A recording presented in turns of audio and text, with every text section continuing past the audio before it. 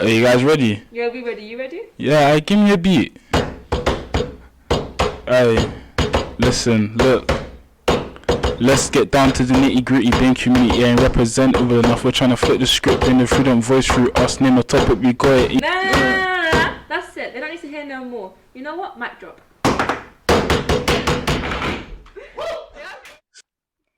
On this week's episode, we are here with Manor, and they're going to be talking to us about the climate crisis. So before we even get into today's discussion, I just want to, for all of us to go around, say our names, and just introduce yourselves. Hello, my name is Joel. I'm in 12E. Yeah, that's it. My name's Sanjukta, and I'm in 12T. Hi, my name is Anlisa. I'm in 9P. Hi, my name is Anastasia, and I'm in 9S. And I'm Miss Sheikh, and I'm a geography teacher and citizenship coordinator, and I also lead the Manor students. Not lead them, but work with them. That's brilliant. Thank you, guys. One thing I think that would be really interesting to start the discussion with is we often call the situation with our planet the climate change, but in actuality, it should be known as the climate crisis. How have we diluted the severity of the problem, and what stage is our planet at right now? It's a bit morbid, I know. I'm sorry. So the world is now about 1.2 degrees warmer than it was in the 19th century, and the amount of CO2 in the atmosphere has risen by 50%. So that is what the current state is of our world. That's a lot. And for people who don't do geography, like me, what does that mean for the planet in terms of, should we be alarmed? I think we should, because if the temperatures don't slow down, if the temperature rises don't slow down, we will have detrimental effects like deadly heat waves and massive wildfires. And scientists have estimated if the temperature doesn't stop rising and we do reach to 3 degrees Celsius, an estimated of 12% of the current global population living on land could be threatened. So that's referring to sea level rise, which is sort of estimated to going to be rising by about 1 to 3 meters. So there's lots of what makes climate change and the climate crisis quite difficult is there's a lot of scenarios. And that's why it's so important that we know more, because depending on what we do, we could have different scenarios. So there is a scenario where we call it business as usual. Yeah. We carry on doing all the things that we're doing, and that's going to lead us to catastrophic destruction. We're going to have scientists estimate up to 3 to 4 degrees by the end of this century. Okay, that's not going to lead to a livable planet. But there are other scenarios, and what the international community is really trying to do is to limit warming to 1.5 degrees Celsius. And the best chance to do that is in the next 8 years. So there was a report by the Intergovernmental Panel on Climate Change, which is a group of scientists from all around the world who meet at the United Nations and sort of review all of the most current science out there. And they published a report in 2018 that was a massive landmark report, and it basically said we have until 2030 to try and reduce current sort of carbon dioxide emissions by 50%. So we need to get to a 50% decrease to try and limit the most catastrophic impacts of climate change. Wow, that does sound very severe. And you said 2030. Yeah. Right now it is 2022. How achievable does that look? So at the moment, looking at what countries have pledged, what governments have pledged, so these are all pledges, promises to do, we're actually going to be at a 2.4 to 2.7 degree increase. But unless this becomes the top of their political agenda, we are nowhere near where we need to be. And that's a number that was sort of widely spread by scientists after COP26. So the COP26, a lot of us probably heard about it in the news, occurred in Glasgow in November. And just by looking at the pledges from COP26, I think it's a 2.4 to 2.7 degree increase that they're saying we're on track to getting. And that's going to create huge problems around the world. So, do you think that the cross between politics and geography is what has led to the environment being in this position? Or do you feel as if there's other factors such as the way that people treat the environment itself? So that's a really, really interesting question. When we're talking a lot about the climate crisis, it seems to be the same people talking about it, the same people worrying about it. And what's really heartening for me to see over the past sort of 5 years, from 2018 onwards, it has entered public conversation. And we're going to talk about that a bit more, but we've all heard about the groups Extinction Rebellion. We all know about the Insulate Britain protests.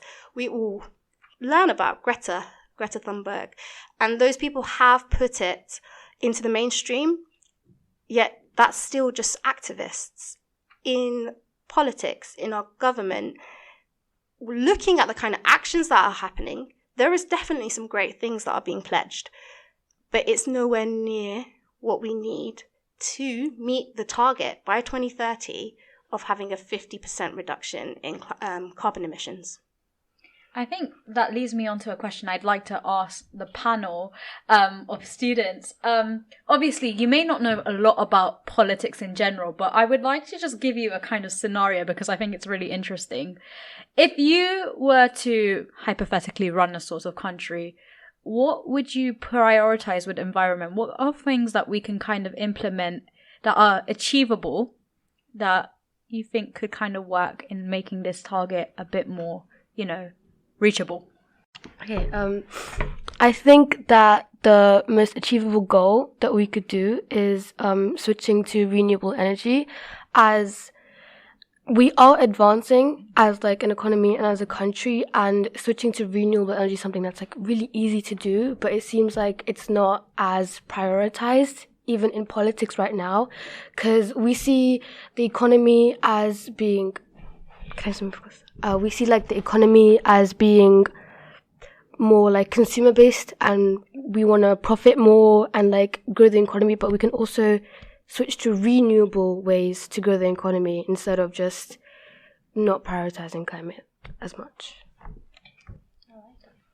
Just to echo on what Sanjukta is talking about, she's talking about a really big idea in sort of climate science and with climate activists.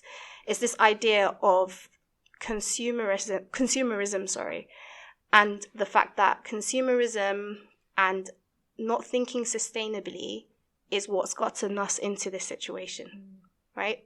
And what's really important to know is we have all the solutions to deal with the climate crisis. But linking back to that point of politics, there's a lack of political will, because it is going to lead to some big discussions about ideas like economic growth. Do countries' economies need to keep on growing?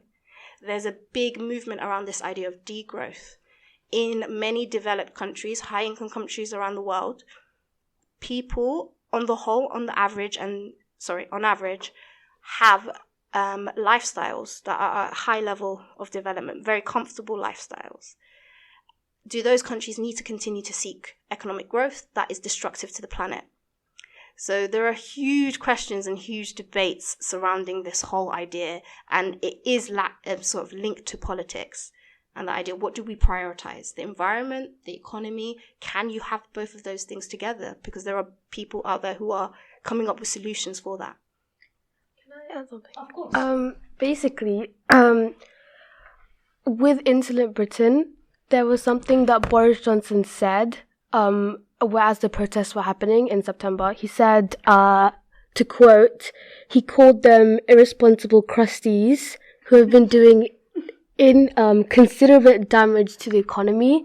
So there comes the topic again of, are we prioritizing the climate or are we prioritizing the... Here's a broad statement on that issue, and it's kind of a very, not controversial, but there's a lot of points to discuss. So given the fact that the economy plays a huge role in whether we prioritize the environment, do you think capitalism is killing the planet? Anyone else? Anyone? Can I take it? Of course. Okay. you see, capitalism, I think, has been a big issue from the beginning, and we see even more in, obviously, the 21st century with more people becoming, it comes with the class divide, or like more people moving into middle class, blah, blah, whatever. That was too informal, wasn't it? No. Okay.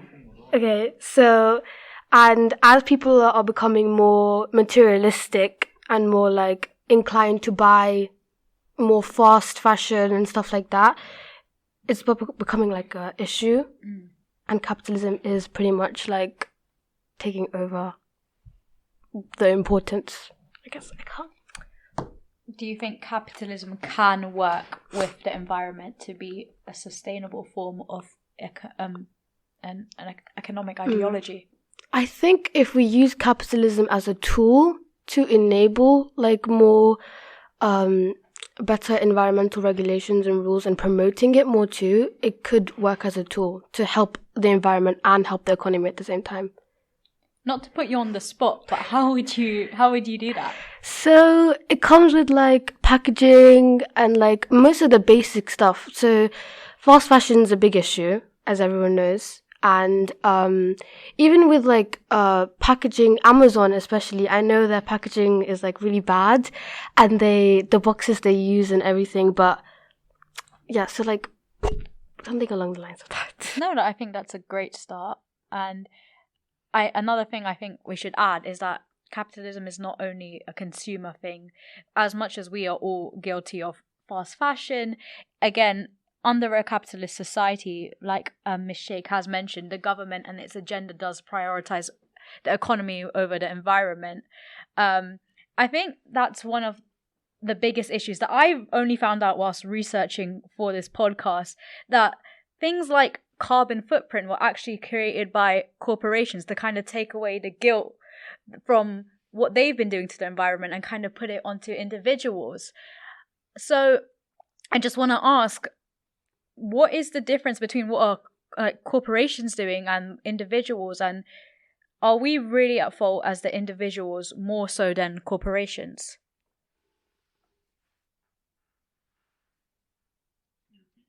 No worries. What I'm trying to say is that things like carbon footprint, they have been tools for corporations to kind of slide the blame away from themselves and put it onto the individual.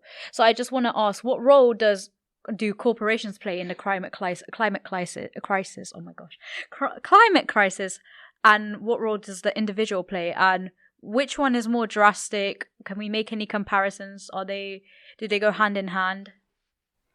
So I'll start off with that. We're talking about the fact that corporations have been allowed to do what they want. They have been protected. You've had lobbying. You have these really powerful groups who have made politics sort of fit their bottom line in that sort of pursuit of profit. So the government and sort of rulers need to really think about that. And then there needs to be, action on that. But it's the personal responsibility is the idea that every emission counts, every unit of emission counts. And we talk a lot about this in Manor. It does seem that individually you can't do much. As individuals, though, we can impact politics. So you are all going to grow up and be voters. And you can decide what you're going to put on the political agenda. And I'm hopeful. I see the new generation coming up, and I can see that the environment is definitely something that is being more talked about. Climate emergencies and climate crisis and all of these terms have really entered the mainstream in sort of the past 5 years. And you guys all have heard about them. You've all come across it. So that is heartening to see. So as a group of individuals trying to change politics, as individuals doing things personally, we can talk about some actions that you can take. But also, you guys belong to Preston Manor School, right? You're part of this school community. And we have about maybe 2,000 people in this site, in this institution. We can make changes within the school that will have an impact. You take those changes back to your homes, your families. You spread that message. That all has an impact. But definitely, the crisis we're in, there's a lot of jokes about What is me switching to a paper straw going to do?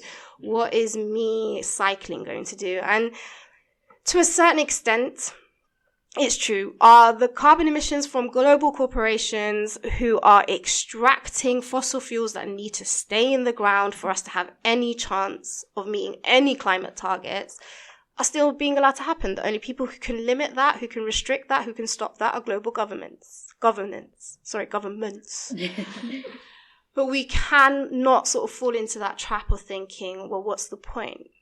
I guess I'm a very optimistic person, so it is the idea of the glass half full, thinking about that, yes, every unit of emission counts, and any actions that I can take, which Joel will go through, will help in reducing sort of our carbon footprint and eating up the carbon budget that we have left. Yeah.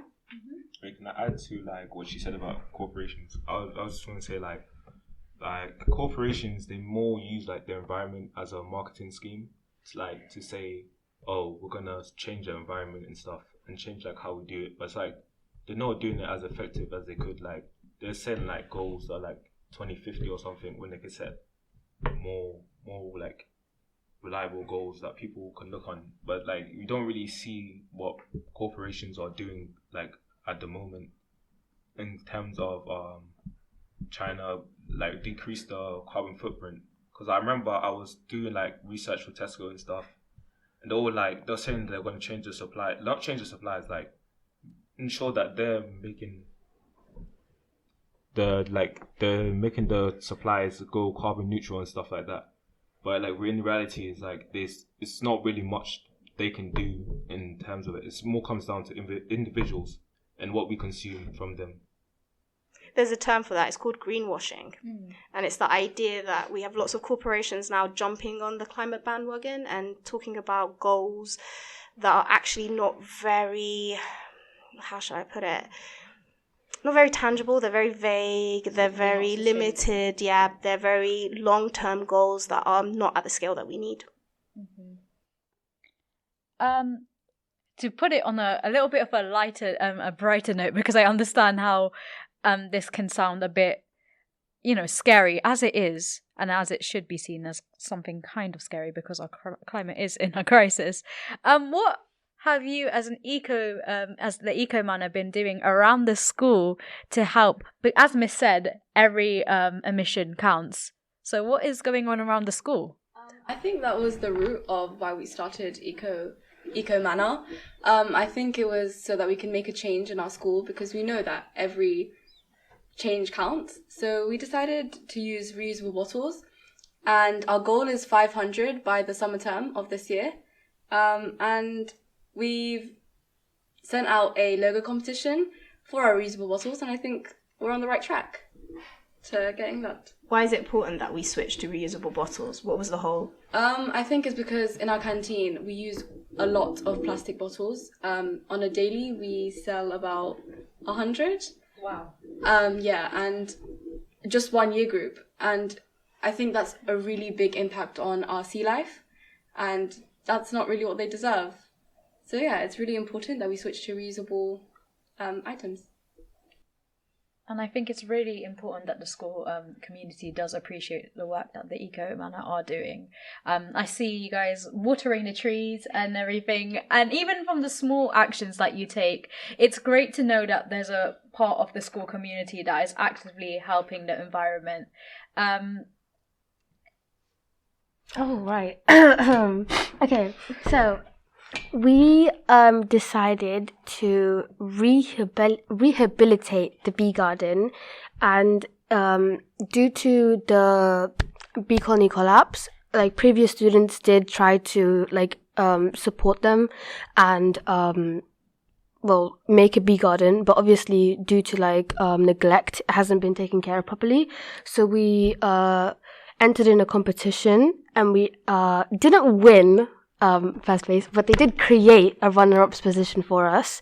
So with the help of Veolia, we've been working with them, and we've basically just been rehabilitating it, basically. So we are planting new trees, planting new plants that can help increase more bee activity. Yeah, I quite like that. No, that's amazing. I saw you guys do that, and I thought, wow, I really wish I was part of. I saw you. Yeah, I saw you there. It's great. Do you have any more like plans for the future and what you could bring with Eco Manor? What is your overall target for, let's say, the end of this year?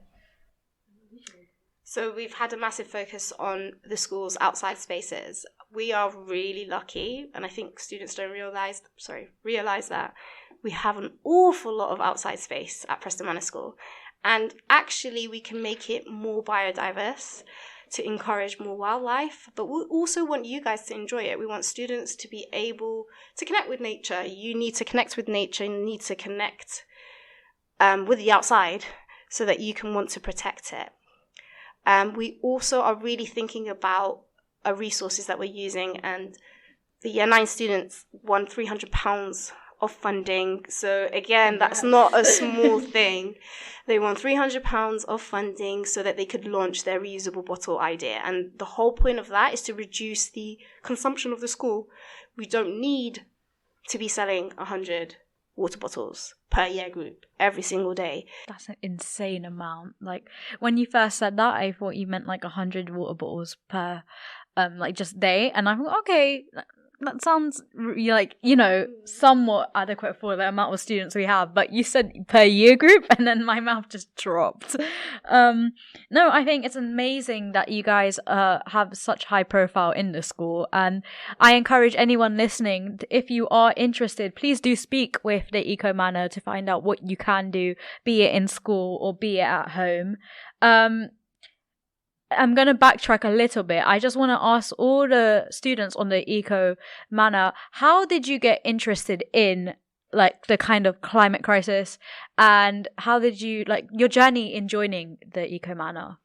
Actually, first we were in Eco Warriors, was it? Yeah. We first started in Eco Warriors, and I think Ms. Sheikh chose like a few students to participate in the Veolia competition for £300, and there's a lot more people in the Eco Manor, and we just came together for the first meeting, and we did have arguments, so it wasn't smooth. We all didn't agree, like, oh, we're going to do recycling. We did have arguments. We were like conflicting with ideas, but we wanted to see our school like change for the better, and we do care about the environment. So I feel like children who just cared for the environment came together and started Eco Manor, and we're still going.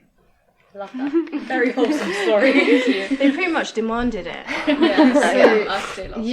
was really from the behaviour panel that it began, and so you guys are both from the behaviour panel. Tell the story properly.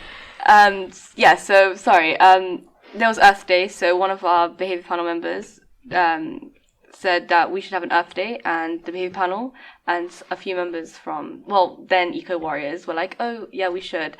And we planted trees, so yay.